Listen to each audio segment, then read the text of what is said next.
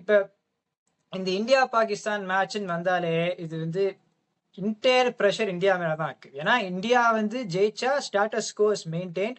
பாகிஸ்தான் ஜெயிச்சா அவ வந்து வருஷ கணக்குக்கு நம்ம அந்த ஜெயிச்சிட்டோம்னு சொல்லலாம். நான் என்ன சொல்றேன்னா, இந்த இந்தியா பிளேயர்ஸும் மனுஷா தான். இந்த ஒரு ஐ திங்க் 2014க்கு அப்புறமா ஒரு 17 தடவை விளையாடிருந்திருக்கா. இந்தியா வந்து 13 தடவை ஜெயிச்சிருந்திருக்கு. பாகிஸ்தான் 4 தடவை தான் ஜெயிச்சிருந்திருக்கு. There's one no result also, which in my view, if the match was completed, India would have won.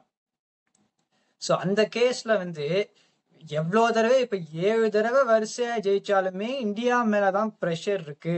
So there are two concepts. One thing, இப்ப ஒருவேளை இந்தியா வந்து பாகிஸ்தான் கிட்ட ஏதாவது ஒரு மேட்ச்ல தோத்தா பைலான் will be from outside. பாரு கை கொடுக்கல, நீ வந்து இந்த நடந்தது பாருன்னு பைலான் will be from outside, from people from Pakistan and people from rest of the world also. அப்புறம் இந்தியன் ஃபேன்ஸ்டேருந்தும் நமக்கு அதாவது எல்லாருக்குமே உறுத்தும். ஏன்னா எவ்வளோ தடவை வந்து பாகிஸ்தானை ஜெயிச்சாலுமே அடுத்த தடவை ஜெயிக்கணும்னு எல்லாருக்குமே இருக்கும்.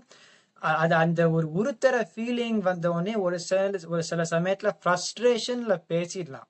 இப்ப அந்த பிளேயர்ஸும் மனுஷா தானே. இப்ப வரிசையா ஜெயிச்சுட்டே போனா ஒரு மேட்ச் கூட தோக்க கூடாதுன்னா then it is such a pressure which is beyond cricket. அதனாலதான் நான் திருப்பியும் சொல்றேன், நான் இந்தியா இந்த மேட்ச் ஜெயிச்சாலும் தோத்தாலும் நான் ஒரே மாதிரி தான் நினைப்பேன். ஏன்னா எனக்கு வந்து வரிசையா இந்த பிளேயர் எல்லாமே ஜெயிச்சுன்னு போயிருந்திருக்கா. T20ல 38 மேட்ச்ல 35 விக்டரி.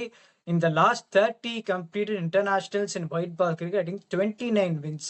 So அந்த கேஸ்ல வந்து ஒரு டீம் மேட்ச் தோத்தா there should not be such a pylon when there has been such a results that has been maintained. So நான் திருப்பியும் எல்லாருக்கிட்டையும் சொல்றேன், வெளியில இருக்கிற பைலான்ல இருந்து நம்மளுமே we should not add on to it. நம்ம வந்து இந்த பிளேயர்ஸ் பக்கத்துல ஒரு சப்போர்ட்டா நின்னோம்னா என்ன ஆனாலுமே அந்த வெளியில இருக்கிற பைலான் வந்து அவ்வளோ வந்து it will not be such a big thing.